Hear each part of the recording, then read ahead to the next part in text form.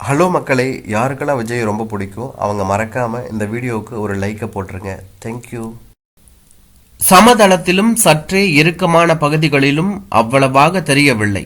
சற்று மேடான சாலை பகுதிகளில் மட்டும் மிதிப்பதற்கு நிறைய சிரமமாக இருந்தது. வேண்டாண்டா, உன்னால முடியாதுன்னு சொன்ன பாபு கிட்ட முடியுண்டா என்று சொல்லி சைக்கிளை வாங்கினது நான் தான். இப்போது முடியலன்னு கொடுத்தா ஃப்ரெண்ட்ஸ் கிட்ட இதை சொல்லியே ஒரு வாரம் ஓட்டிட்டு இருப்பான். அதனால தம் பிடிச்சு மிதிச்சுக்கிட்டு இருந்தேன். வீட்டில இருந்து 2 கிலோமீட்டர் மேல தாண்டி வண்டி போய் கொண்டிருந்தது. ரொம்ப தூரம் போவாதீங்கடா, கிடைக்கலனா வந்துருங்க. சாயந்தரம் ஆபீஸ்ல இருந்து அப்பா வரும்போது எப்படியும் பேப்பர் வாங்கிட்டு வருவாரு, அதுல பார்த்துக்கலாம் என்று கிளம்பும் போதே அம்மா 1க்கு 2 தடவை சொல்லி அனுப்பியிருந்தாள். அப்படியெல்லாம் விட்டுவிட முடியுமா என்ன? 1 மணி நேரம் முன்னாலேயே சுதாகர் அவங்க அண்ணனோட கிளம்பி மெயின் ரோடு போய்விட்டான். அங்கெல்லாம் 3-4 மணிக்கு பேப்பர் வந்துடுமா. முதலில் எங்களுக்கும் இப்படி கிளம்பும் உத்தேசம் ஏதுமில்லை. கிள்ளி தாண்ட விளையாடி கொண்டிருந்தோம். பாபுதான் திடீரென்று நாமளும் போய் கொளத்தூர்ல பேப்பர் கிடைக்கும், பார்த்துட்டு வரலாண்டா என்று என்னிடம் சொன்னான். என் சைக்கிளிலேயே போயிட்டு வரலாண்டா என்றேன். சைக்கிளை எடுக்க போகும்போது பாபுவின் அம்மாவும் அதே அறிவுரைகளை திரும்ப திரும்ப சொன்னார். பாபுவின் வீட்டு முற்புறம் ஓலையால் மூடப்பட்டு டீ கடை நடத்தி வந்தார்கள்.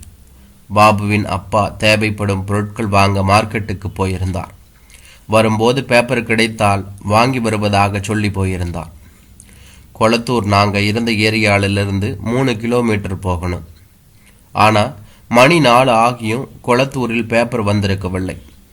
நாங்கள் கிளம்பி வந்து 1/2 மணிக்கு மேல் ஆகியிருந்தது.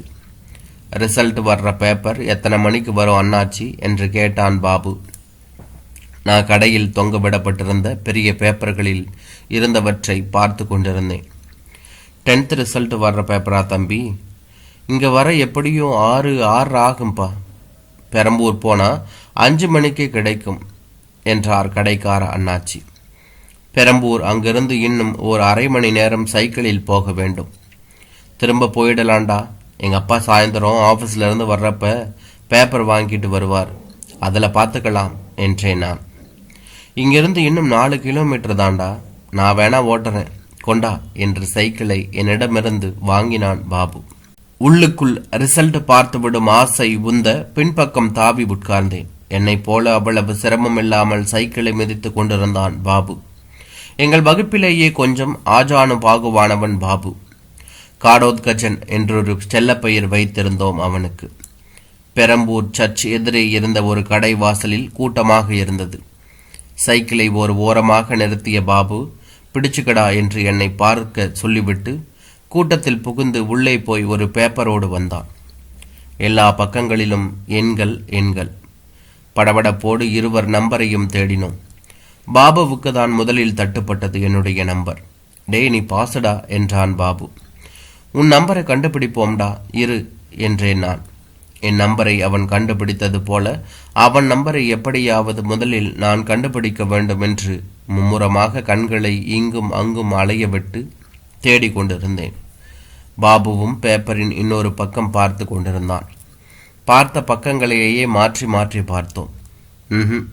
பாபுவின் நம்பரை காணவில்லை. என்னடா உன் நம்பரை காணோம், ஃபெயிலா இருக்குமாடா என்றான் பாபு. இருடா, இன்னொரு பேப்பர் வாங்கி பார்ப்போம் என்று சொல்லிவிட்டு நான் போய் இன்னொரு பேப்பர் வாங்கி வந்தேன். அதிலும் அவனுடைய நம்பர் இல்லை.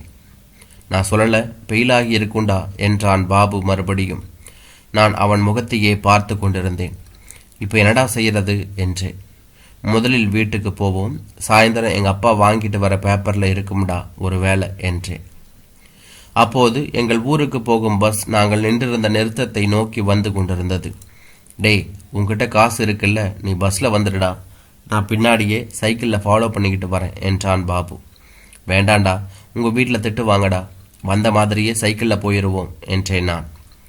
வரும்போது மிதிச்சது காலெல்லாம் வலிக்குதுடா, நீ போய் ஏறு, நான் பின்னாடியே வரேன் என்று என்னை ஏறக்குறைய தள்ளியபடி பஸ்ஸுக்குள் ஏற்றிவிட்டான் பாபு.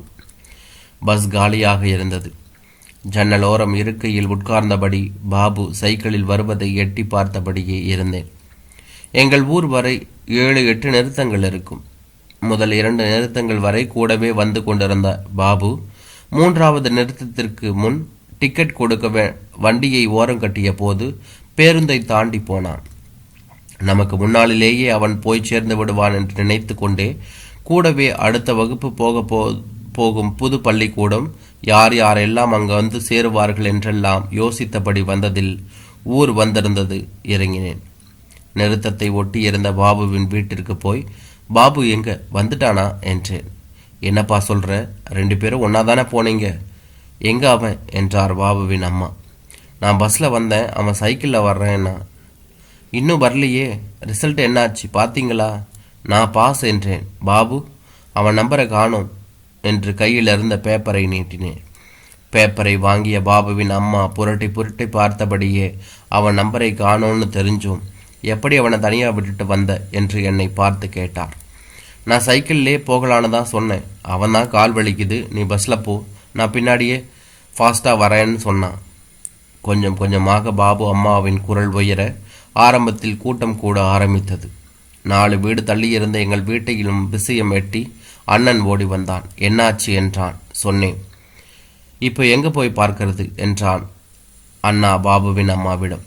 தனியே விட்டுட்டு வந்து நிற்கிறானே, அவனை கேளு என்றார் பாபுவின் அம்மா. எது வரைக்கும் போனோம் எல்லாம் விவரமாக கேட்ட அண்ணா தன் சைக்கிளை எடுத்தபடி ஏறா பின்னால போய் பார்த்துட்டு வரலாம் என்றான். கொஞ்ச தூரம் தான் போயிருப்போம். தூரத்தில் பாபு சைக்கிளில் வருவது தெரிந்தது. நெருங்கியவுடன் ஓடிப்போய், ஏண்டா இவ்வளோ லேட் என்றேன். அங்கே ஒரு கடையில் கலர் குடித்தேன், பாக்கி செல்ற நாளனா இல்லை, வரும் வெயிட் பண்ணுன்னு சொல்லி இப்போ தான் தந்தான். ஏன் என்னாச்சு என்றான் பாபு. தேங்க்யூ.